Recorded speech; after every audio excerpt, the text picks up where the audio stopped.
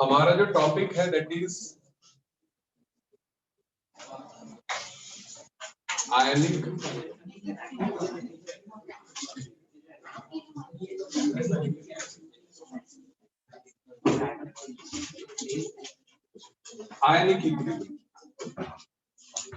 Ionic equilibrium में सबसे पहले मैं स्टार्टिंग का पोर्शन थोड़ा बाद में डिस्कस करता हूँ, जो आपकी इसमें दिया हुआ है जो ये पैकेज है इसमें, ठीक है। पहले मैं मिड से स्टार्ट करता हूँ, सीधे मैं पीएच की बात करता हूँ, ठीक है। मतलब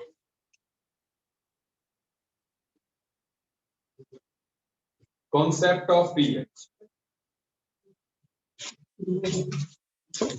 गरम गरम ला रहे हैं।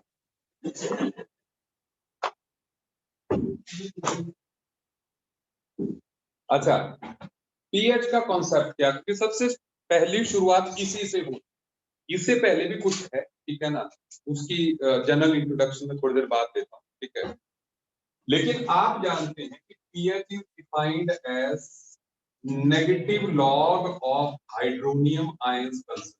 सही बात है? yes, सभी लोग ये जानते। अच्छा, इससे पहले कि मैं सीधे पीएच की बात पे आ जाऊं, सबसे पहले आपको एक बात और भी समझनी कि जब हम पीएच की बात कर रहे हैं, हम सॉल्वेंट जो ले रहे हैं वो वाटर, ठीक है। सॉल्वेंट हमेशा ही वाटर होगा, ठीक है। और वाटर में एक चीज पक्की है, that is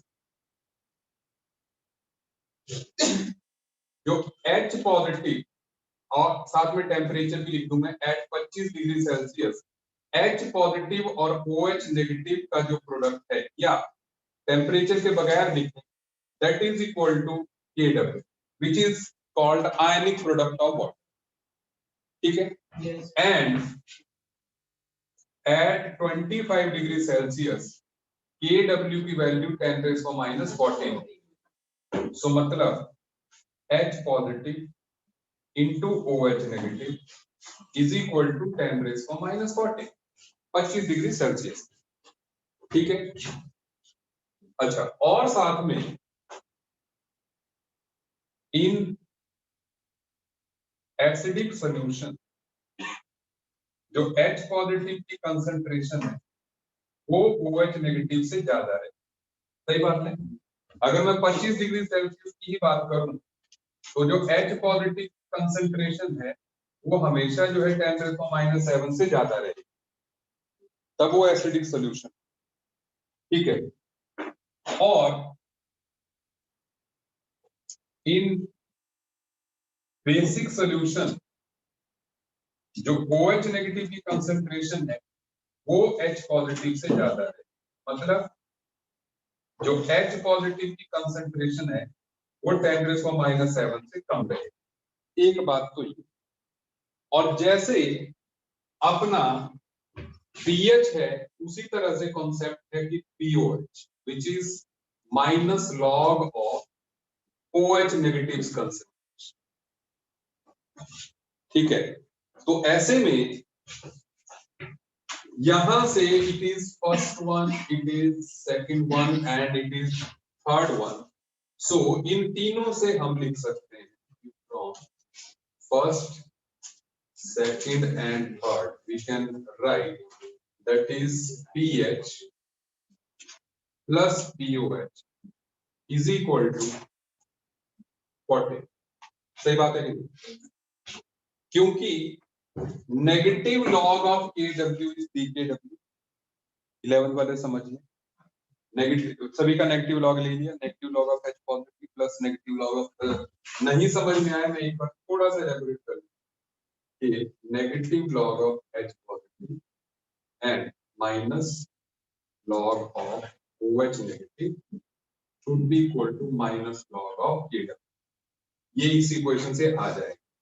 so that is pH plus POH should be equal to 40। तो एक आ जाए तो उससे जो है आप दूसरा निकाल सकते, सही बोला, ठीक है। एक अगर आपसे निकल जाए तो दूसरा जो है आप निकाल सकते।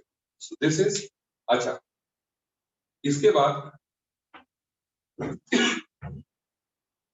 ये है पीएच का फंडा मोटे मोटे तौर पे। ठीक है, अब जैसे एग्जांपल देखिए, ठीक है, एग्जांपल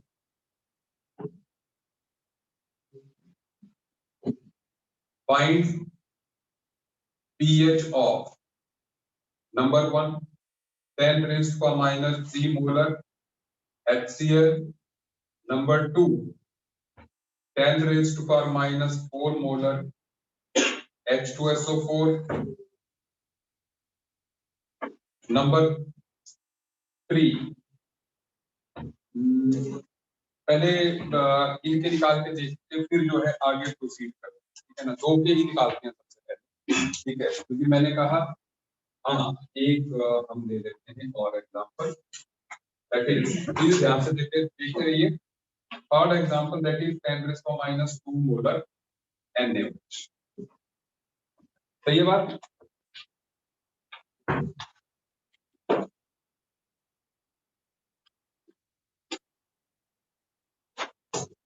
ये इन चार की पीएच हम निकालने की ट्राई करते हैं, ठीक है। तो देखिए सबसे पहले वाले को सॉल्व कैसे करेंगे। अगर मैं सिंपल वर्ड्स में कहूं तो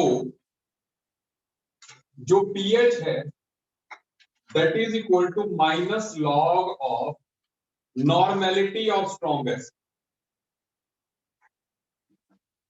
अगर स्ट्रॉन्ग एसिड की टर्म्स में, क्योंकि अभी स्ट्रॉन्ग एसिड लिए हमने और स्ट्रॉन्ग बेस, तो pH is negative log of normality of strong acid, ठीक है। तो ऐसे में हम इसको लिख सकते हैं, सीधे सीधे आंसर पे निकाल सकते हैं, minus log of 10 raised to minus 3, that is 3, pH आ गई थी, ठीक है। अगर इस बात को समझना हो तो HCl gives you H positive plus Cl negative, तो 10 raised to minus 3 मोलर है तो H positive भी 10 raised to minus 3 मोलर और ये भी 10 raised to minus 3 मोलर, अपने को इससे कंसर्न है, तो जो है 10 raised to minus 3 का नेगेटिव ऑफ 3 आ गया। समझ आ गई बात?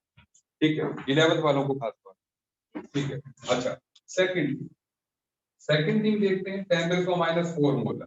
तो सबसे पहली बात तो हम सीधे भी निकाल सकते हैं, pH is equal to minus log of normality है, तो n फैक्टर कितना है, H2SO4 2, तो 10 raised to minus 4, सो ये आ जाएगा 4 माइनस लॉग 2। बोलो 11th वालों को बात समझ में आई कि नहीं? n factor number of replaceable H positive ions, ठीक है। तो ऐसे में ये आ जाएगा 4 माइनस 0.3010, तो लगभग 3.7 आ गई, easy। and then third one that is NaOH, तो इसके लिए भी मैं निकाल सकता हूँ सीधे सीधे। पहले तो देखो शॉर्टकट ऑफ करने से पहले हम ये देख लेते हैं कि H पॉजिटिव और OH नेगेटिव की कंसंट्रेशन का जो प्रोडक्ट होता है वो 10⁻14 है, तो H positive is equal to 10⁻14 upon OH negative concentration, which is equal to 10⁻14 upon OH negative की कंसंट्रेशन कितनी है, 10⁻2, तो ये आ गया 10⁻12। सही बात है। तो ऐसे में अपने को पीएच जो है वो 12 आ जाएगी। बोलो सही बात है, ठीक है, इजी। तो जो भी बेस होगा उसकी जो पीएच होगी वो आएगी 7 से ज्यादा। अब ऐसे में the next thing 10⁻³ molar calcium hydroxide. So again calcium hydroxide जो है कितना है, 10⁻³ मोलर, तो इसका मतलब इसके OH नेगेटिव की जो कंसंट्रेशन होगी वो होगी 2 × 10⁻³। सही बोला कि, क्योंकि एक कैल्शियम हाइड्रोक्साइड आपको जो है 2 OH नेगेटिव आए, ठीक है। तो ऐसे में जो जो H पॉजिटिव की कंसंट्रेशन है वो हो जाएगी 10⁻14 डिवाइडेड बाय 2 × 10⁻3, तो ये तो 10⁻11 हो ही गई। और जहां तक ये मुझे लग रहा है ये 5 × 10⁻12 आ रहा है, देख लो 5 × 10⁻12 आएगा। सो pH क्या आ जाएगा, pH is 12 minus log 5 और log 5 कितना होता है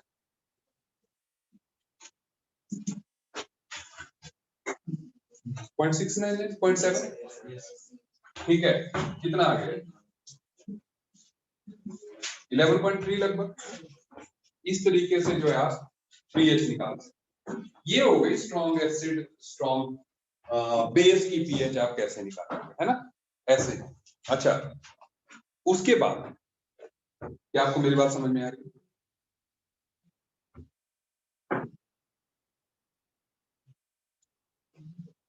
मैं मिटा दूं इसको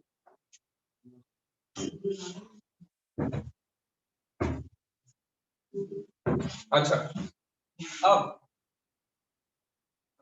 कई बार हम एक्सट्रीम पीएच की बात करते हैं ठीक है एक्सट्रीम पीएच मतलब pH of 10 raised to minus 8 molar Hc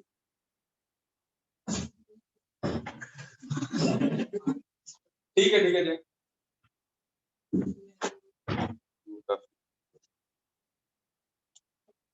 से कर रहे हैं 7 हुई ठीक है ना तो 7 से नहीं होगा अपने को 20 हाँ बस ठीक है 3 तो 5 अपने 10 से भी हो जाएगा एक एक बेंच पे अगर जो है हम एक एक देते हैं ठीक है ना तो भी हो जाएगा बस ठीक है अच्छा सुनिए and sometime we get the extreme pH अब ये एक्सट्रीम पीएच किस तरीके से निकालेंगे जैसे 10 raise to power minus 8 molar HCl की पीएच कितनी आनी चाहिए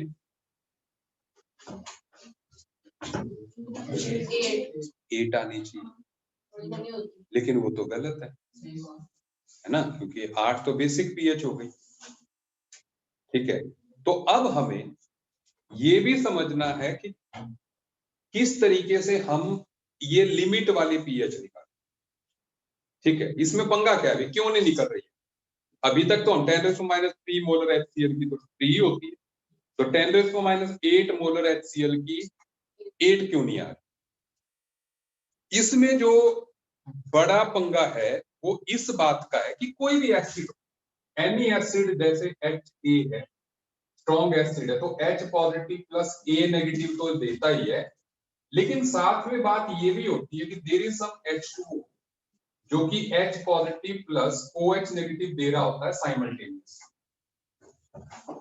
ठीक है अब मामला ये है कि यहां पर हम लोग अभी तक तो क्या था कि नॉर्मली वो 10⁻⁷ देता नॉर्मली 10⁻⁷ देता है लेकिन बात क्या है कि 10⁻³ अगर HCl दे रहा था तो 10⁻⁷ was negligible in comparison to 10⁻³ तो इसलिए हम 10⁻⁷ जो वाटर की कंट्रीब्यूशन थी उसको नेग्लेक्ट कर रहे हैं लेकिन आप एक लिमिट के बाद जो है वाटर की कंट्रीब्यूशन को डिक्लाइन नहीं कर सकते क्योंकि अगर एसिड आपका 10⁻⁸ दे रहा है और वाटर जो है 10⁻⁷ दे रहा है इसका मतलब अब pH will be decided by water ठीक है तो अब वाटर जो है pH किस तरीके से डिसाइड करेगा वो देखते हैं देखिए तो यहां पर हम लोग मतलब इसका तो पक्का है कि इसने 10⁻⁸ दे इसका पक्का है ये 10⁻⁸ H पॉजिटिव देगा कोई प्रॉब्लम लेकिन हम ये भी नहीं कर सकते यहाँ पे मेरी बात समझिएगा हम ये भी नहीं कर सकते कि ये 10⁻⁸ देगा और ये 10⁻⁷ क्योंकि there is one concept called common ionic नाम सुना अभी इस पैकेज में है कॉमन आयनिक जो है ठीक है शुरुआत में ही है तो वो कॉन्सेप्ट मैं आपको वहां से समझा भी दूंगा वैसे मैं बता दूं कॉमन आयन इफेक्ट जो है वीक इलेक्ट्रोलाइट्स में काम करता है यहीं पे मैं समझा दे रहा हूँ जैसे वाटर में वीक इलेक्ट्रोलाइट वाटर को मान लो ये दो तरह के आयन दे रहा है H positive OH negative common ion effect कहता है कि जब भी आप जो है वाटर में कोई ऐसी स्पीसीज डालेंगे जो कि या तो H पॉजिटिव देती हो या तो OH नेगेटिव देती हो तो ऐसी स्पीसीज जो है due to le Chatelier principle water के इक्विलिब्रियम को बैक साइड पे दे होना भी चाहिए, ठीक है, क्योंकि जब आप ली चैटलियर प्रिंसिपल क्या, आप प्रोडक्ट डालो तो रिएक्टेंट बनेगा। तो कॉमन आयन इफेक्ट कहता है कि when an ion corresponding to the ion self dissociation product of the weak electrolyte is added in the solution of weak electrolyte, the dissociation of weak electrolyte gets suppressed. तो जब भी कोई ion आप ऐसा डालते हैं जो कि कॉमन है वीक इलेक्ट्रोलाइट से, उसके सोल्यूशन में डालते हैं, तो वीक इलेक्ट्रोलाइट की डिसोसिएशन सप्रेस हो जाती है, दैट इज कॉमन आयन, ठीक है। तो यहां भी ऐसा होगा, मतलब HCl डालने के बाद अपना वाटर जो है 10⁻⁷ नहीं दे रहा, तो हमने मान लिया कि वो X दे, तो अगर इसका X मिलेगा तो इसका भी X मिलेगा, और टोटल X पॉजिटिव सोल्यूशन में कितना हो गया, X + 10⁻⁸, क्योंकि है तो वो सोल्यूशन में ही ना, तो आई विल राइट कि X + 10⁻⁸ into X must be equal to 10⁻40. Is it okay? तो जितने विद्वान बैठे हैं वो X की वैल्यू निकाल लेते हैं, निकाल।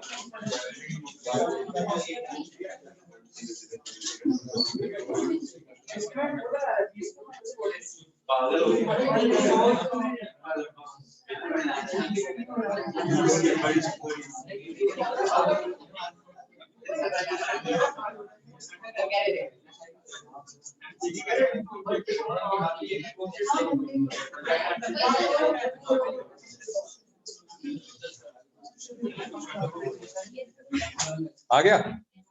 कितना आया? 9.5 into 10 to the minus 9.5 into 10 to the minus 8. Okay, तो ऐसे में अगर x की वैल्यू ये आ गई, सो टोटल H पॉजिटिव की कंसंट्रेशन कितनी होगी? That is 9.5 into 10 to the minus 8 plus 10 to the minus 8. सही बात है? तो ये कितनी होगी? 10.5 into 10 to the minus 8 या 1.05 10 to the minus 7. तो pH is minus log of 1.05 10 to the minus 7. तो अब नेगेटिव लॉग जब आप इसका निकालेंगे, ये लगभग 6.98 के आसपास आए pH. ठीक है, सो मतलब स्टिल हमारा जो सॉल्यूशन है that is acid. Is it okay? अब बात यह आ जाती है कि हम कब कंसीडर करें और कब ना कंसीडर करें. तो ऐसी स्थिति में जब जो हमारा एसिड है, जब उसकी कंसंट्रेशन 10 raised to power -5 के उससे कम हो, -5 या उससे कम हो, -5 या -6, -5 या उससे कम शायद. ठीक है, तो then we will consider the contribution of water. Otherwise -5 या उससे कम हो तो आप वाटर की कंट्रीब्यूशन को कंसीडर करेंगे, अदरवाइज आप नहीं. Is it okay? और बेस के लिए भी वैसा ही, अगर मान लो आप वीक बेस डाल दें तो वो भी सेम है कि 10⁻⁵ या उससे कम होगी तो जो है आप OH नेगेटिव कंट्रीब्यूशन बेस की कंसीडर करेंगे, अदरवाइज जो है आप सॉरी वाटर की कंसीडर करेंगे, अदरवाइज जो है नहीं करेंगे. ये बात ओके. अच्छा, तो अच्छा यहाँ पर एक एक्सट्रीम तो हो गया, चलिए, क्योंकि जब तक हमारे मटेरियल नहीं आता है तब तक मैं इस पोर्शन को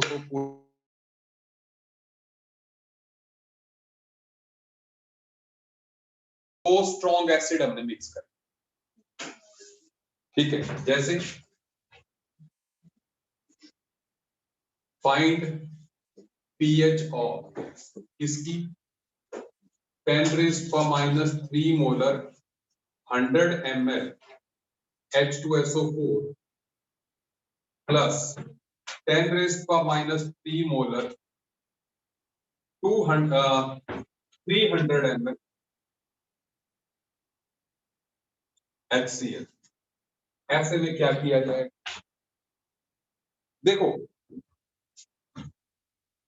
अब यहां पर सबसे अगर कॉन्सेप्ट वाइज हम समझे कि क्या हो रहा है, कॉन्सेप्ट वाइज पहले समझा देता हूं, फिर फार्मूला देता हूं.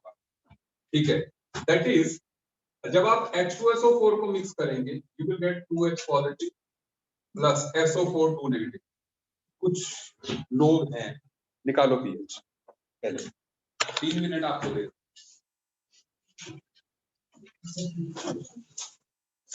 यही दो में से निकाल सकते हैं।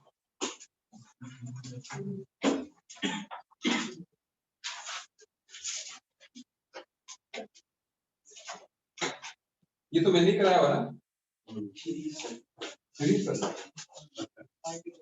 ठीक है। आयनी को उन्होंने कराया,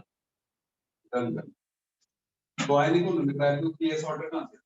नहीं, सॉल्ट का स्टार्टिंग, अच्छा स्टार्टिंग वाला उन्होंने कराया, ये मैंने कराया। अच्छा ठीक है।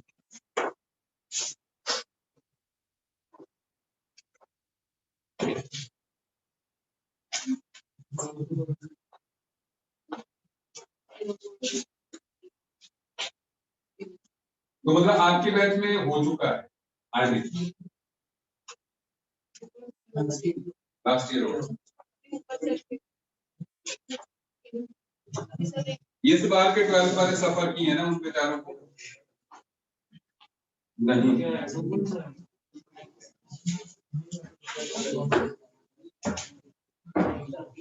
अच्छा कुछ लोग जो है मतलब इवनिंग बैच वाले भी आ गए ना, तो भी ठीक है ना, तो मैं कभी तभी मैं देख रहा हूँ क्लास मेरे को अटपटी से लग रही, मास्क में से पहचाने नहीं जा रहे, ठीक है ना, तो इसलिए ठीक है, मैसेज मतलब आपको पहुंच गया है ना, ठीक है। चलो देखते हैं अब मैं, क्योंकि लॉग का मसला आएगा, पता नहीं लॉग की वैल्यू कितनी बैठेगी इधर, करते हैं इसको डन। देखो आपने क्या करना है, सुन लो बोर्ड पे देखो, आसान तरीका ये है, आप मिलीमोल्स की टर्म्स में बात करें, मिली इक्विवेलेंट है मिलीमोल्स की टर्म्स, कैसे, इसके मिलीमोल्स कितने हैं 0.1 मिलीमोल, बाद में कर लेंगे इसको, ये 0.2 बनेगा, ऐसे ही HCl H positive Cl negative, इसके कितने हैं 0.3 0.4, सही बात है। तो H पॉजिटिव की टोटल कंसंट्रेशन कितनी आएगी 0.2 प्लस 0.3 इंटू 10⁻³ सही बोला। अब मिलीमोल्स को मोल्स में कन्वर्ट कर दिया हमने, हो गया कन्वर्ट, ठीक है ना, ये हो गया टोटल H पॉजिटिव, लेकिन टोटल वॉल्यूम ऑफ सॉल्यूशन कितना है 400 ml, तो लीटर में कितना हो गया, बस this is what is to be solve. So ये आ गया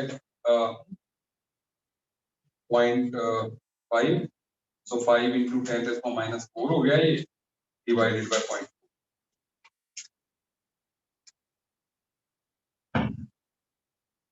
ये देख लो कितना है 1.25,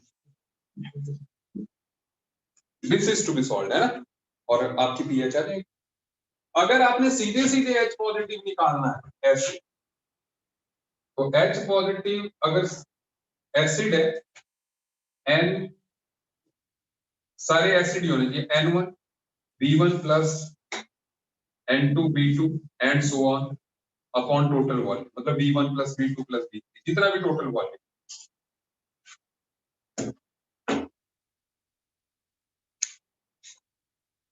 आ जाएगा, ठीक है। किसी भी कॉम्बिनेशन की आप जो है पीएच निकाल सकते हैं। अच्छा, इसके बाद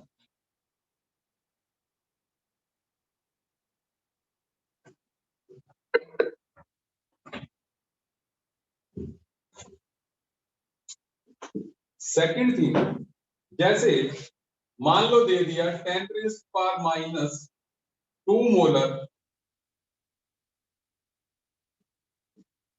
300 ml H2SO4 प्लस 10⁻² मोलर,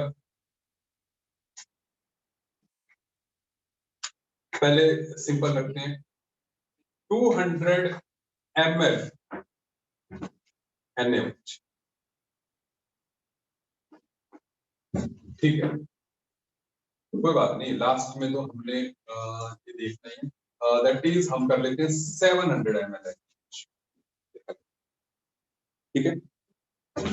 तो ऐसे में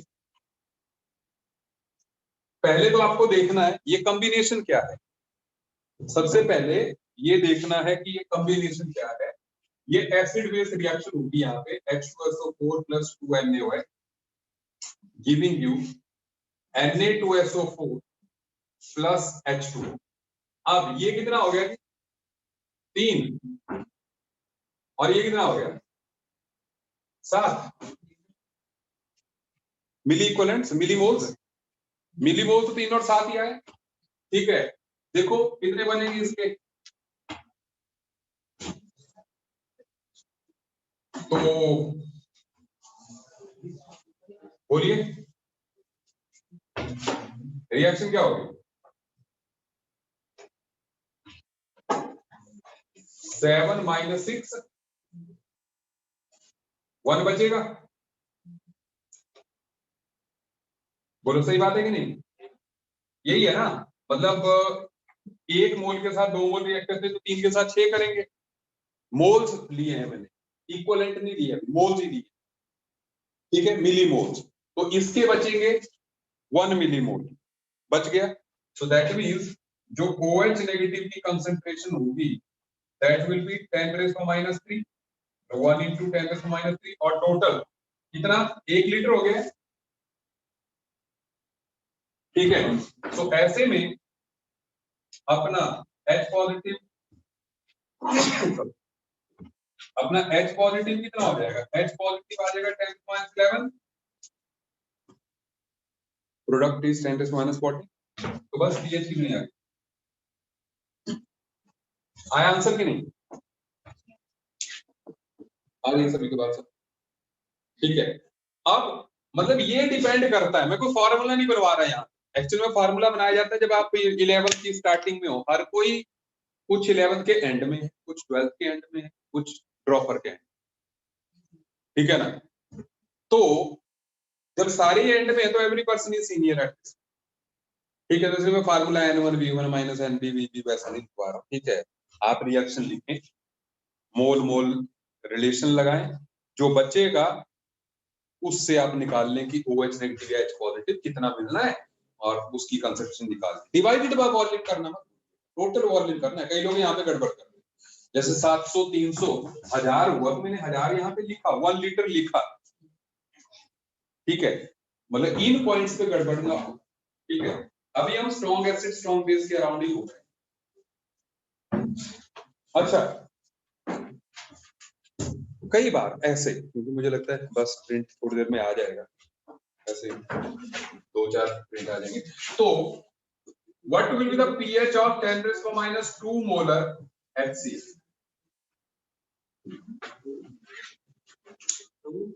10⁻² मोलर, वो तो -2 की होती है 2।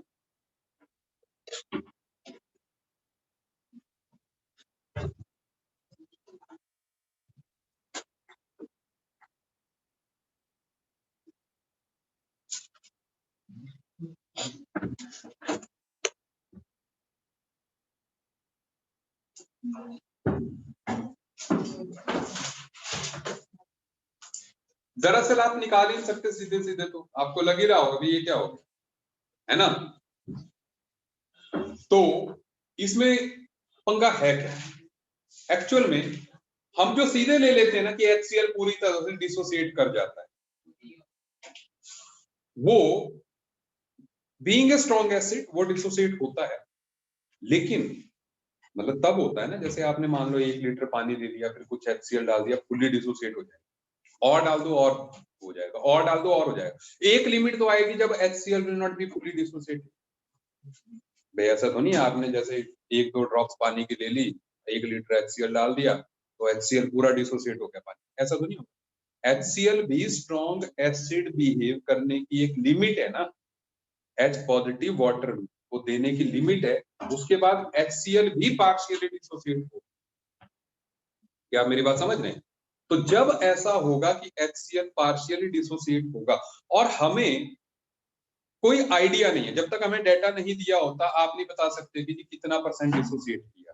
तो अब मैं पुरानी बात पे आ रहा हूं, एक्चुअल में जैसे 11th में मैंने आपको कहा था कि एक्टिव मास जो हम लिखते हैं, जैसे HCl को हमने कह दिया कि HCl हमने कह दिया कि pH is negative log of H positive is concentration. लेकिन इस स्क्वायर ब्रैकेट में क्या होता है? Active mass. ठीक है, एक्चुअल में जो एक्टिव मास होता है ना, जो एक्टिव मास होता है that is molarity into activity coefficient F, जिसका जिक्र ही हमने अब तक नहीं। लेकिन हाँ, जो टेबल बनाया गया था उसमें ये जरूर लिखा था कि हाँ, और ये कहा गया था कि concentration molarity is equal to active mass for dilute solutions. Dilute word लिखा था जहां भी ये टेबल बना हुआ है, ठीक है ना, फॉर डाइल्यूट सॉल्यूशन। तो ये डाइल्यूट नहीं, ये तो कंसंट्रेटेड है ना। आप अगर इमेजिन करें, आप दुनिया में 10⁻² मोलर HCl एग्जिस्ट ही नहीं करे। क्यों? 100 मोल 10⁻² मोल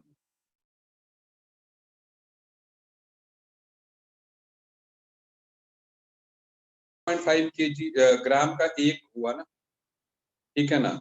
सो दैट मीन्स 100 में कितने हो गए?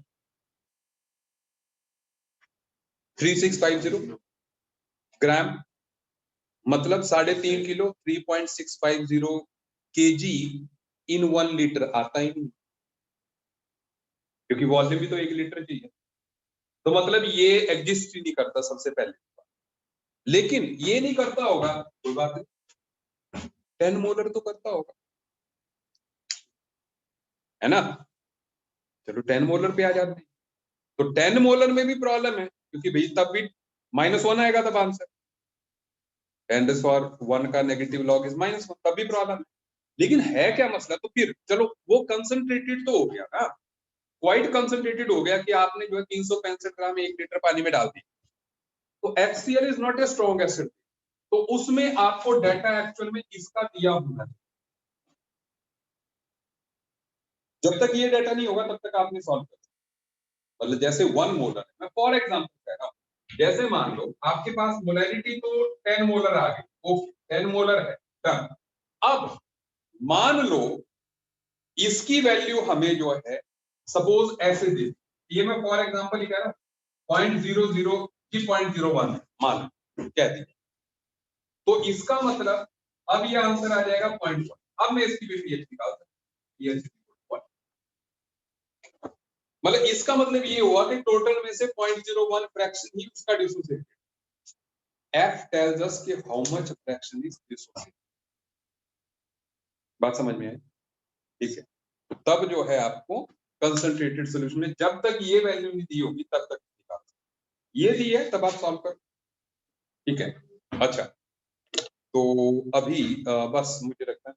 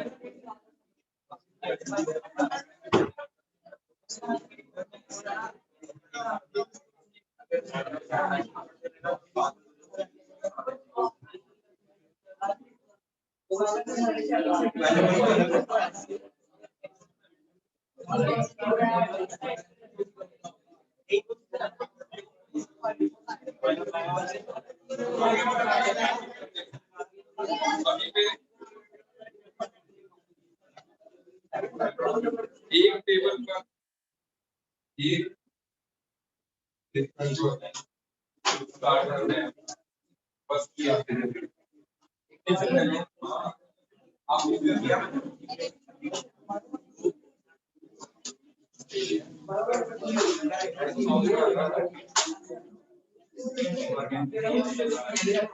है। अच्छा सुन लीजिए, सबसे पहले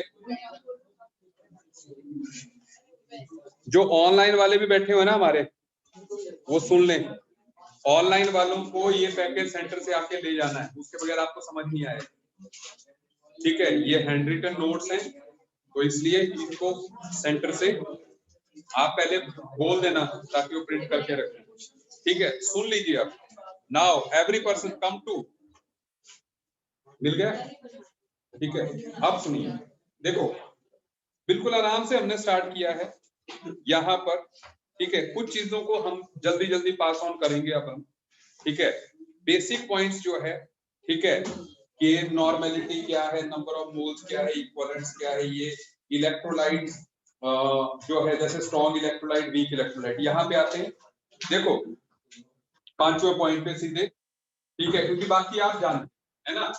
सुन लीजिए, स्ट्रॉन्ग इलेक्ट्रोलाइट कंप्लीटली आयनाइज होंगे, वीक पार्शियली है, मतलब स्ट्रॉन्ग वालों में अल्फा 1 होगा, 100% डिसोसिएटेड है, जबकि पार्शियली वाले जो है लेस देन 100% डिसोसिएटेड है अल्फा। ठीक है, अच्छा, और स्ट्रॉन्ग इलेक्ट्रोलाइट में आ गया स्ट्रॉन्ग एसिड, स्ट्रॉन्ग बेस या सॉल्ट, वीक में आ गया weak acid and weak base. इसका मतलब ये हुआ कि सॉल्ट चाहे कोई भी हो, वो 100% डिसोसिएट होगा, वो स्ट्रॉन्ग इलेक्ट्रोलाइट की कैटेगरी में ही आता है। एक बात, अब स्ट्रॉन्ग एसिड के एग्जांपल, स्ट्रॉन्ग बेस के, सॉल्ट के, फिर वीक एसिड के, फिर वीक बेस। ठीक है, ये तो आप वाकिफ भी हैं काफी ज्यादा जो है, so need not to be discussed.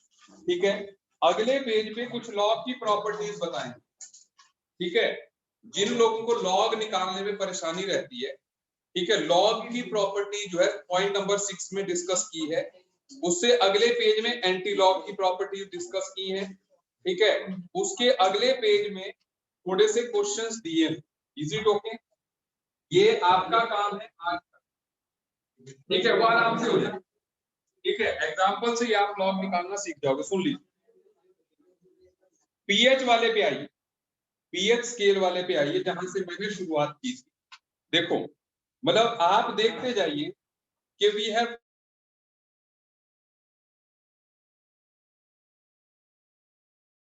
H negative log of OH negative, तो ऐसे में H पॉजिटिव की concentration 10 pH and OH negative की 10 OH, और ये सम इज दिस, ठीक है ना, acidic nature inversely proportional to pH, pH ज्यादा होगी एसिडिक नेचर उतनी कम। ठीक है, अच्छा, पेज नंबर आप डाल दीजिएगा, पता है क्या है पेज नंबर्स, ताकि मैं रेफरेंस के लिए भी यूज कर सकूं। जहां पे आयनिक इक्विलिब्रियम टॉपिक लिखा हुआ है उसको नंबर 1 दे दीजिए। ठीक है, ताकि यहां से नंबरिंग कर लीजिएगा, ताकि पेज नंबर को हम जो है रेफरेंस बना सके। चलिए अगले पेज पे आइए, मैं भी नंबरिंग करूंगा बाद में। ठीक है, पीएच स्केल पे, पीएच स्केल सभी जानते हैं कि 7 पे न्यूट्रल पॉइंट होता है, 14 पॉइंट्स का पीएच स्केल है। ठीक है, और जितनी पीएच कम होती जाएगी उतनी एसिडिक स्ट्रेंथ बढ़ेगी। ठीक है, पीएच बढ़ने पे बेसिक स्ट्रेंथ बढ़ेगी। ठीक है, अच्छा, अब नीचे लिखा हुआ है न्यूट्रल एसिडिक बेसिक, ये मैंने बता दिया है आज। ठीक है, कोई प्रॉब्लम नहीं है। Find value of pH in each case. ठीक है, ये जो है आप प्रॉब्लम्स इनको सॉल्व कर लीजिएगा, क्योंकि हमने ऐसी प्रॉब्लम डिस्कस कर आज। डन? ठीक है, ये ऐसे जो है हमने क्वेश्चंस जो है डिस्कस कर लिए। अब आप आइए अगले पेज। ठीक है, सो नेक्स्ट पेज, ये 7 नंबर तक हमने क्वेश्चन, फिर आगे फिर है concentration of H positive ion हर एक केस में। ठीक है, ये भी आपको जो है आ जाए। ठीक है, अगले पेज पे ये क्वेश्चन सॉल्व किए हुए आराम से ये हो जाएगा। ठीक है, अगले पेज पे आइए जहां पे आरएनएस थ्योरी की बात की गई। ठीक है, टॉपिक धीरे धीरे आएगा सीरियस इस पे। ठीक है, अभी न्यूमेरिकल वाला कॉन्सेप्ट नहीं है। आरएनएस थ्योरी में देखिए, सुन लीजिए, सबसे पहला पॉइंट क्या दिया है, when electrolyte is added in water it gets split into two oppositely charged ions that are cation and anion, simple बात, ठीक है। दूसरी बात, ओवरऑल सोल्यूशन इज न्यूट्रल, मतलब total positive charge equal to negative charge. अगला point, number of positive ions may और may not be equal to negative ions, obvious ही बात है, उनके चार्जेस अलग होंगे तो नंबर अलग हो सकता है, जैसे नीचे एग्जांपल से समझाया भी हुआ है। अच्छा, property of solution is due to ions, मतलब जो सोल्यूशन के कैरेक्टरिस्टिक्स होंगे वो आयंस की वजह से होंगे। पांचवा पॉइंट में आप देख सकते हैं, मतलब एक इक्विलिब्रियम जो एस्टेब्लिश करता है डिसोसिएटेड और अनडिसोसिएटेड फॉर्म में, उसको हम आयनिक इक्विलिब्रियम बोलते हैं, और इनके डिसोसिएशन के इक्विलिब्रियम कांस्टेंट को हम जो है डिसोसिएशन कांस्टेंट बोलते हैं, ठीक है। एग्जांपल देख सकते हैं आप, A3B2 का लिया गया है, मतलब भले ही कैटायन और एनायन का नंबर बराबर नहीं है लेकिन उनके चार्जेस बराबर, मतलब उनपे भले ही चार्जेस बराबर हो लेकिन total positive charge is equal to total negative charge. सही बात है। आप देखिए, मतलब टॉपिक को बिल्कुल आराम से स्टार्ट किया, ठीक है, स्लोली स्टार्ट किया हुआ है, मतलब 11th वालों के हिसाब से स्टार्ट किया है ना, क्योंकि अभी भी आप देखिए पीएच सॉल्व नहीं की, पीएच वो सिंपल सिंपल क्वेश्चंस की है, ठीक है। अगले पेज पे आइए, ऑस्टवाल्ड डाइल्यूशन लॉ, ये पहला इंपॉर्टेंट लॉ हो गया यहाँ का। ऑस्टवाल्ड डाइल्यूशन लॉ कहता क्या है, देखिए सबसे पहले ये एप्लीकेबल है वीक इलेक्ट्रोलाइट के। दूसरी बात, ये कहता है कि जब आप वीक इलेक्ट्रोलाइट को डाइल्यूट करोगे तो उसकी डिग्री ऑफ डिसोसिएशन इंक्रीज करेगी। ये लॉ सिंपल ये कहता है कि as the dilution increases the alpha also increase, मतलब कंसंट्रेशन कम करो तो डिग्री ऑफ डिसोसिएशन जो है बढ़ेगी। Is it okay? ये है सेकंड पॉइंट, आप देख लीजिए, ठीक है। और इनफाइनाइट डाइल्यूशन पे अल्फा इक्वल टू 1 हो जाता है, मतलब 100% डिसोसिएशन हो जाती है हमारे इलेक्ट्रोलाइट की, तो फिर वो वीक भी स्ट्रॉन्ग ही हो गया। इनफाइनाइट डाइल्यूशन पे HCl भी उतना ही स्ट्रॉन्ग है जितना कि एसिटिक एसिड, ठीक है। अच्छा अच्छा, अब इसके बाद ये जो कुछ कॉमन पॉइंट्स हैं आप देखिएगा, बढ़िया तरीके से बात की हुई है यहाँ पे, देखो, और इसीलिए मैं नोट्स को कर रहा था कि हम करते तो इतना स्लोली नहीं कर पाते प्रेजेंट सिनेरियो के हिसाब से। टेम्परेचर आप जानते हैं, जब भी कोई आयन डिसोसिएट होगा, जैसे यहाँ पे दिया है कि भाई AB टूट रहा है, A पॉजिटिव B नेगेटिव, जब भी कोई बॉन्ड टूटेगा इट इज एंडोथर्मिक प्रोसेस, मतलब डिसोसिएशन इज एंडोथर्मिक प्रोसेस। तो ऐसे में endothermic processes are favoured by rise in temperature, हमने इक्विलिब्रियम में किया। तो ऐसे में जब आप टेम्परेचर बढ़ाओगे तो जो है डिसोसिएशन बढ़नी है, डाइल्यूशन से डिग्री ऑफ डिसोसिएशन बढ़ती है। नेचर ऑफ इलेक्ट्रोलाइट दो तरह के, स्ट्रॉन्ग या weak. Nature of solvent, nature of solvent पे आप ध्यान दीजिए, मतलब कोई इलेक्ट्रोलाइट कितना परसेंट डिसोसिएट करता है ये इस बात पे डिपेंड करता है कि हमारा जो सॉल्वेंट है उसका डाइइलेक्ट्रिक कांस्टेंट कितना है। जैसे वाटर को हम बहुत अच्छा जो है सॉल्वेंट मानते हैं क्योंकि उसका जो डाइइलेक्ट्रिक कांस्टेंट है वो 81 है, D2O का 79 है, बेंजीन का 2.5 है, CCl4 का 0, ठीक है। तो जब भी अगर आपको डिसोसिएशन करानी है तो वाटर एक अच्छा सॉल्वेंट में साबित, क्योंकि डाइइलेक्ट्रिक कांस्टेंट क्या होता है, कैटायन और एनायन के बीच में जितना सॉल्वेंट आएगा वो जो है उनकी अट्रैक्शन को उतना स्टॉप कर दे, दिस प्रॉपर्टी है ना। कैटायन और एनायन के बीच में जरा सा भी पानी आ जाएगा तो डाइइलेक्ट्रिक कांस्टेंट इस बात पे डिपेंड करता है कि वो कितने अच्छे तरीके से उनकी अट्रैक्टिव पावर को वीक कर पाता है, जो ज्यादा करेगा उसका डाइइलेक्ट्रिक कांस्टेंट ज्यादा। सही बात, ठीक है। अच्छा, उसके बाद मिक्सिंग ऑफ आयंस, इसमें पहला पॉइंट दिया कॉमन आयन इफेक्ट जिसकी हम बात कर रहे हैं। देखो यहां पर कॉमन आयन इफेक्ट को मैं समझा चुका हूं, लेकिन फिर भी कि जब भी strong electrolyte is added in aqua solution of weak electrolyte having common ion, common ion सब समझ गए, जैसे इसने डाला यहाँ पे सोडियम एसिटेट, सेकंड वाला देखिए आप एसिटिक एसिड में सोडियम एसिटेट डाला, और अभी मैं बता चुका हूं कि हर कोई सॉल्ट जो है स्ट्रॉन्ग इलेक्ट्रोलाइट है, इसका मतलब जो सोडियम एसिटेट दिया हुआ है उसका इक्विलिब्रियम वाला साइन गलत लगाया, सिंगल एरो लगाइए उसका, सेकंड वाले में सिंगल एरो लगाइए, इक्विलिब्रियम नहीं है, सोडियम एसिटेट में इक्विलिब्रियम नहीं है, ठीक है, वो फुली डिसोसिएट होगा। मतलब जब आप सोडियम एसिटेट जो कि एसिटेट आयन दे रहा है उसको अगर आप एसिटिक एसिड में डालेंगे तो क्या होगा, एसिटिक एसिड की रिएक्शन बैकवर्ड जाएगी, मतलब एसिटिक एसिड जो है उसकी डिसोसिएशन सप्रेस हो, this is called common ion. क्या मेरी बात समझ रहे हैं? इससे फर्क क्या पड़ रहा है? जब आप सोडियम एसिटेट डालेंगे तो एसिटिक एसिड के बैकवर्ड जाने के कारण H पॉजिटिव भी बैकवर्ड जाएगा, उसकी कंसंट्रेशन भी कम होगी, तो कम होगी H पॉजिटिव की कंसंट्रेशन तो पीएच बढ़ जाएगी। Is it okay? Acidic strength बढ़ जाएगी। वही H2S में बात कही गई है कि जब आप HCl डालोगे तो सल्फाइड आयन की कंसंट्रेशन जो है कम हो जाएगी। Is it okay? और उसी के अपोजिट है odd ion effect. Odd ion effect देखिए, ये तब है जब आप एसिटिक एसिड में सोडियम हाइड्रोक्साइड डाल रहे हैं, तो सोडियम हाइड्रोक्साइड जो OH नेगेटिव दे रहा है वो हमारे H पॉजिटिव को कंज्यूम कर देगा, H2O बना देगा। तो ऐसे में dissociation of acetic acid will be favour. सही बात है भाई, एसिटिक एसिड और NaOH तो एक तरह से आपस में रिएक्ट ही कर जाएंगे। तो जब आप ऐसा आयन डालेंगे जो कि कंज्यूम करेगा तो हमारे वीक इलेक्ट्रोलाइट की डिसोसिएशन जो है एनहांस हो जाएगा। Is it okay? ये सारी बात। और फिर क्वेश्चन दिए हैं जी, देखिए पीएच डिक्रीज करने की बात, 1 मिनट, यहां पर जो पीएच है वो इंक्रीज करेगा। सुनो सुनो सुनो, पहले मेरी स्टेटमेंट को समझते जाइएगा। देखो यहाँ पे आपको साइंटिफिकली बात समझने की जरूरत है।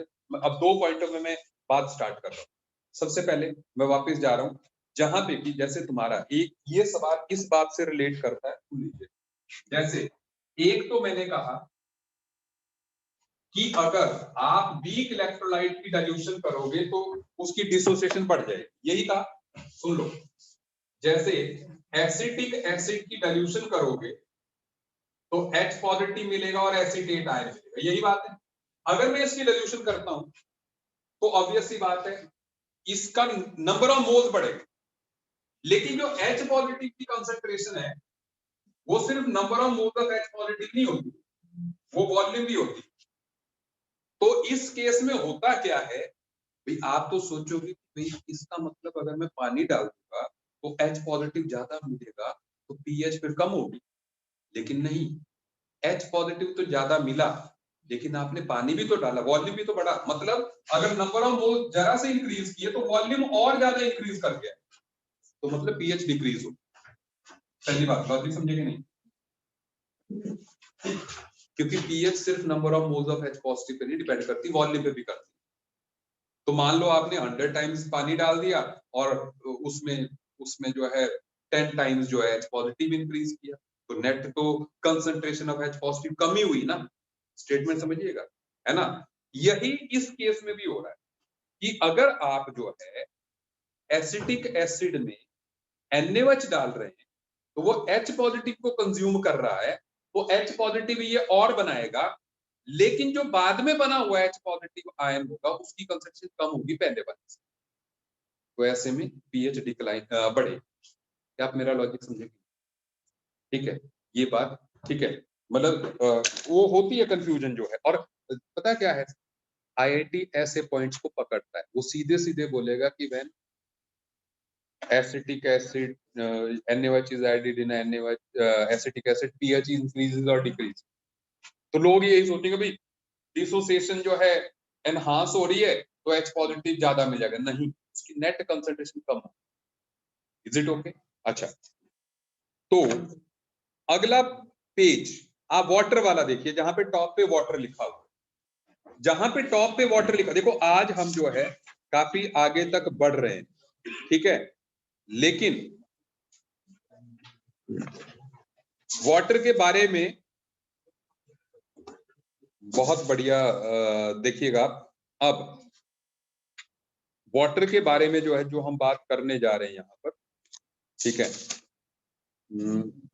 सुनते जाइए। सबसे पहले देखो अगले 3-4 पेज वाटर के बारे में ही है, और जो अभी मैं समझाने की ट्राई करता हूँ, ठीक है, आप उसको ध्यान से समझिए। और आज आपके पास काम भी बहुत होगा करने के लिए। 11th वाले पहले बोलो आप कंफर्टेबल हो कि नहीं? 11th वाले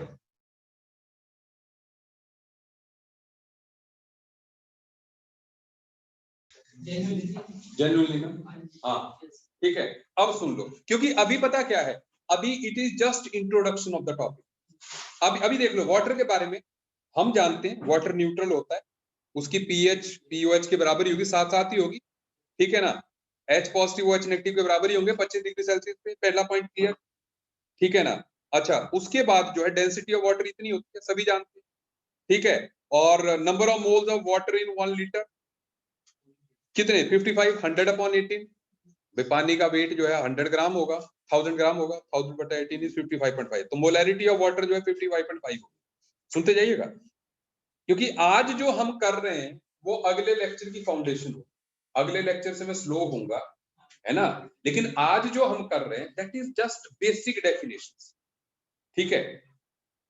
तो अब मतलब नंबर मोलैरिटी ऑफ वाटर, जो number of molecules of water in 1 litre of water 55.5 into Na, ये A जो है स्मॉल ले रहा है, सोडियम का कंफ्यूजन हो रहा है, आप वहां पे कैपिटल A कर दीजिएगा ताकि एवोगैड्रो नंबर लगे, या तो 0 कर दीजिए उसको, मतलब वो एवोगैड्रो नंबर है। Number of molecules are number of moles into Avogadro number, सही है। आगे लेक्चर तक यही देखते जाइएगा, इट इज नॉट सोडियम, ठीक है। अच्छा, तो कंसंट्रेशन ऑफ वाटर 55.5, सब कुछ मतलब इसमें पता क्या है, इसमें चीजें अच्छे तरीके से दी हैं, 11 के हिसाब से दी है कि आप आराम से पढ़ सकते हैं, सब कुछ दिया हुआ। देखिए अगला, अब इसमें कंसंट्रेशन ऑफ H पॉजिटिव ये भी मैंने कह दिया कि 10⁻7 होती है, ठीक है। और number of moles of H positive वो 10⁻7 है। अच्छा, number of H positive OH negative, again आपको 10⁻7 इंटू एवोगैड्रो नंबर करना है, तो 6.02 10⁻16 आ ही जाएगा, सही है। मतलब एवरी हर चीज को जो है, ठीक है, यहां पर आराम से डिग्री ऑफ डिसोसिएशन बोर्ड पे देखिए, डिग्री ऑफ डिसोसिएशन अपने नोट्स को देखिए, H2O giving you H positive plus OH लिखा हुआ है, और ये हमने केमिकल में पढ़ा है, ये C minus C alpha giving you C alpha and C alpha, और H पॉजिटिव की कंसंट्रेशन है C अल्फा, C कितना है 55.5 है, क्योंकि what is the concentration of water, molarity of water कितनी है 55.5, तो और C अल्फा हो गया 10⁻7, हम जानते हैं H पॉजिटिव 10⁻7 है, तो ऐसे में अल्फा कितना आ गया 10⁻7 अपॉन 55.5, तो इससे आपका अल्फा आ गया, इज इट ओके।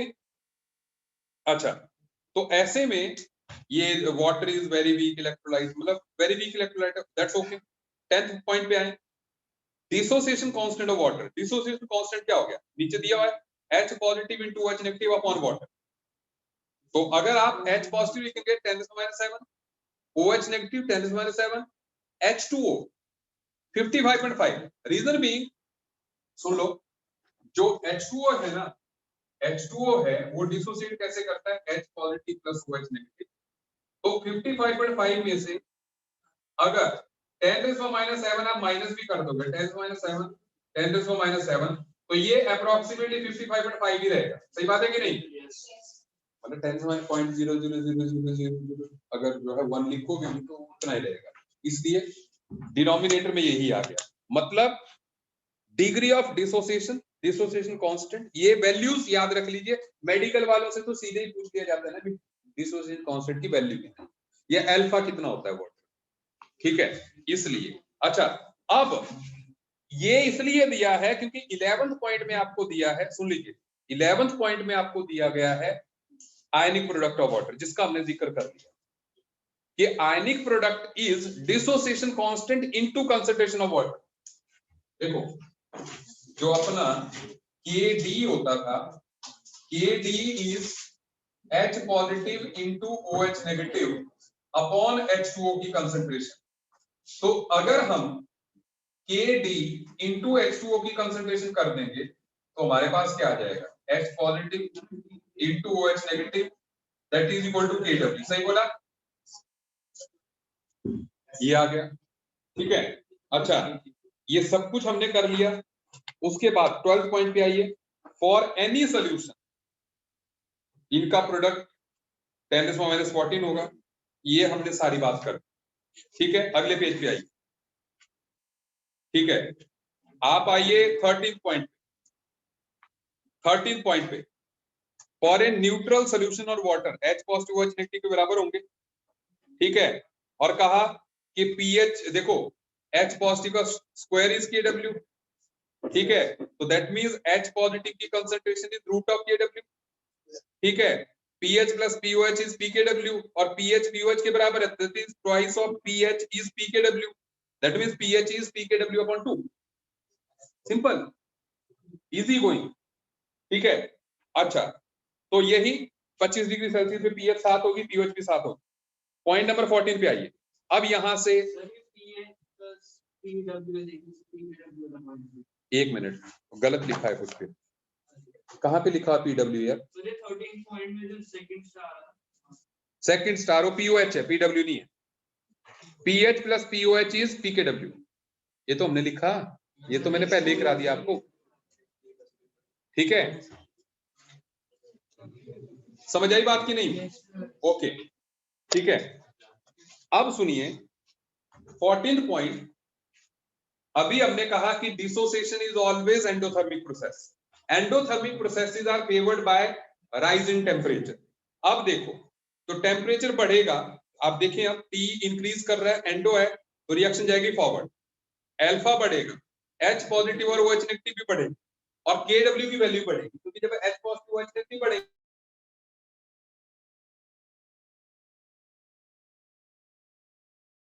तो अल्फा बढ़ेगा, H positive OH negative, pH कम होगी, POH भी कम होगी, ठीक है, pKw कम होगा। एक ही बात, ये सारी एक्सप्लेनेशन डिटेल में, लेकिन बात आप समझ गए कि टेम्परेचर बढ़ाने से H पॉजिटिव और OH नेगेटिव की कंसंट्रेशन बढ़ेगी। उसका लिस्टिंग नीचे दी हुई है, देखो टेम्परेचर 25 पे क्या होता है और 90 पे क्या होता है, देख लो, ये मतलब 25 पे Kw की वैल्यू 10⁻⁻14 की होती, सुन लीजिएगा, 25 पे Kw की वैल्यू जो है 10⁻14 होती है, वोल्ट पे ध्यान दें, मतलब वो इधर देखें कि जैसे 3 4 5 6 7 8 9 10 14, ठीक है ना, मतलब इट इज 1 2 3 4 5 6 7 8 9 10 11 12 13 14 वोल्ट पे देखें, तो इसका मतलब जो न्यूट्रल पॉइंट है वो 7 है, 25 डिग्री सेल्सियस, 25 डिग्री सेल्सियस पे हमारा पीएच स्केल 14 यूनिट्स का है और न्यूट्रल पॉइंट 7 है, ठीक है। लेकिन व्हाट विल हैपन एट 90 पे ये जो पीएच स्केल है ये सिकुड़ जाए और 3 4 5 6 7 8 9 10 11 12, मैंने छोटा बना दिया, 1 2 3 4 5 6 7 8 9 10 11 12। अब इस टाइम पर 90 डिग्री सेल्सियस पर पीएच स्केल कॉन्ट्रैक्ट कर जाए और 6 will be the neutral point, ठीक है। So with rise in temperature of your बी ना 27 बोला है, ठीक है, और किसको परेशानी हुई है? अच्छा 28, चलो कोई बात नहीं, मैं अपने वाला, ठीक है, बस बस बस मिल रहे हैं यार, क्लास जाने से पहले जो है, क्लास में जाने से पहले आपको सभी को मिल रहे हैं। अच्छा सुन लीजिए, अब तो pKw डिक्रीज कर जाएगा, H पॉजिटिव H नेगेटिव, ठीक है ना, ये सारी चीजें जो है, लेकिन वाटर विल रिमेन न्यूट्रल। मैं स्टेटमेंट कह रहा था with rising temperature although the concentration of H positive increases but water remains neutral because neutral point shift with the pH of water. मतलब जो वाटर की pH होगी, जैसे वाटर की pH 6 आ, 6 विल बी द न्यूट्रल, ठीक है। तो ये 1 2 3 4 5 6 7 में यही बात कही गई, ठीक है। मतलब आप देख रहे हो कि यहाँ पर जो pH है 7 थी, फिर pH जो है 6 हो गई, H पॉजिटिव और OH नेगेटिव की कंसंट्रेशन का सम जो है पहले 2 × 10⁻⁷ था, अब 2 × 10⁻⁶ हो गया। ये सारी बात क्लियर हो गई, मुझे लगता है कोई परेशानी वाली बात नहीं। Is it okay? आगे देख लीजिए, अगले पेज में देखिए pH scale at any temperature, यही वही बात है जो मैंने कही कि भाई स्केल कंट्रैक्ट कर रहा है, ठीक है, और ये सेल्फ आयनाइजिंग कांस्टेंट इसकी बात अगली क्लास में करेंगे, आज इतना ही करते हैं, ठीक है। सुन लीजिए, देखो ये सेल्फ आयोनाइजेशन कांस्टेंट और ऑटो आयोनाइजेशन कांस्टेंट तक, वो 11th वालों खास तौर पे, मतलब don't take this topic lightly. पहली बात, ये टॉपिक है जबरदस्त टॉपिक। पहले मुझे ये बताइए कि आपको ये तरीका कैसे लग रहा है, ठीक है कि खराब है? क्यों? बस अब चाहे आप घर में जाके इसको कॉपी करके खुद बना सकते हो, ठीक है, एक काम, ठीक है। लेकिन एक बात करो, देखो मुझे ये लगता है कि अब जो है, क्योंकि अब आप भी थोड़े जिसको बोलते हैं ना, अब हमारा टारगेट क्या है, आगे का टारगेट हमारा ये, हम लोग जो है, पहली है कि टाइम की कमी, पहली रिक्वायरमेंट, ठीक है ना, कोविड की वजह से टाइम की कमी। अब टाइम की कमी मतलब क्लास में जैसे अगर 11 लेक्चर मेरे को लेने की प्रॉब्लम नहीं है, आपको भी प्रॉब्लम नहीं है, ठीक है ना, फरवरी में हम लगा सकते हैं, ठीक है, but why to give that much time? Reason being, जब ऐसे हो रहा है, ठीक है, अब हमें करना क्या, हमें घर में जाके यही पेज वापस देख, हम हमारा टारगेट क्या है, हमारा टारगेट है न्यूमेरिकल सॉल्व करना। जो इतनी बात यहाँ पे लिखी है, ठीक है ना, उसको अगर हम लिखने बैठेंगे, भाई हमें नहीं लिखना है अभी, जो है हमें जो है देख लेना, ठीक है, देख के भी हमें समझ में आ रहा है ना, ठीक है ना। 12th एंड ड्रॉपर तो I think they are comfortable, ठीक है ना, क्योंकि ठीक है, देयर इज नो प्रॉब्लम, आपको समझना ही है, ठीक है। जहां से न्यूमेरिकल बनता है, न्यूमेरिकल मैंने सॉल्व करना, क्योंकि अब इससे क्या होगा, हमें न्यूमेरिकल सॉल्व करने में टाइम मिल जाए, आप बोर नहीं होंगे, आप थकोगे नहीं, क्योंकि जैसे ही मैं क्वेश्चन दूंगा तो आप क्वेश्चन पे टूट पड़ोगे, चलो यार क्वेश्चन पर, दैट इज द पार्ट जो आपने करना, और वही जो चीज है जो आपसे पूछी जाए। तो मतलब हम जो है इस टॉपिक में न्यूमेरिकल ओरिएंटेड होंगे, ठीक है। इसीलिए मैंने आपको पहले क्वेश्चन भी कराए कि ये क्वेश्चन पे टारगेट कर, ये एसिड ज्यादा है, बेस ज्यादा है, ठीक है ना, क्या, ठीक है। तो हमने पीएच उसी तरीके से निकाली, वो इसका कोर पोर्शन, ठीक है। बाकी ये थ्योरी है, आप इसको पढ़े, अगले लेक्चर में हम लोग क्या करने वाले हैं, ठीक है। यहां तक तो आपने करना ही, देखो आप जितने बढ़िया तरीके से इसको करेंगे, आयनिक आपका उतना स्ट्रांग बनेगा, ठीक है। तो ऐसे में हम लोग अगले लेक्चर में वैसे जाएंगे वीक एसिड और वीक बेस की पीएच निकालने के लिए, ठीक है। मतलब इसको भी आप देख लो यार, ये जो दिया हुआ है ना, सेल्फ आयनाइजेशन कांस्टेंट और ऑटो आयनाइजेशन कांस्टेंट, देखो बोर्ड पे देखो, water plus water giving you H3O plus OH negative, ये इसमें है क्या, एक्चुअल में होता क्या है, पानी में H पॉजिटिव नहीं एग्जिस्ट करता, जो हम इक्विलिब्रियम लिखते हैं ना, H2O giving you H positive plus OH negative, actual में वो वैसे नहीं एग्जिस्ट करता, 2H2O giving you H3O positive plus OH negative, क्योंकि H पॉजिटिव का एग्जिस्टेंस ही हाइड्रोनियम आयन की फॉर्म में, वो दिया है। और ऐसे बेस के लिए भी वही है कि 2 ammonia giving you NH4 positive plus NH2 negative, ये है इसका। ऐसे ही एसिड के लिए भी उसने ऐसे ही दे दिया कि formic acid dissociating into this ammonium ion and format ion, ठीक है। बस इतनी सी बात है कि भाई उसने दो मॉलिक्यूल्स दिए, उसने कैटायन को H पॉजिटिव को अकेला नहीं छोड़ा, H पॉजिटिव न्यूट्रल मॉलिक्यूल के साथ जुड़ता है, मतलब वाटर में, सॉरी हाँ वाटर में वाटर के साथ जुड़ा हाइड्रोनियम, अमोनियम अमोनिया के साथ अमोनियम, और वैसे ही यहाँ पे एसिटिक एसिड में जो है, ठीक है, उसका कैटायन बनता है, ठीक है। और ये बाकी तो क्वेश्चंस ही हैं, ये आप एक बार देखेंगे, ठीक है। इनको क्वेश्चन को आपने देखना है, मतलब मैं कहां से अगली क्लास में स्टार्ट करूंगा, pH calculation of weak acid, pH calculation of weak acid से मैंने स्टार्ट करना है अगली क्लास। Is it okay?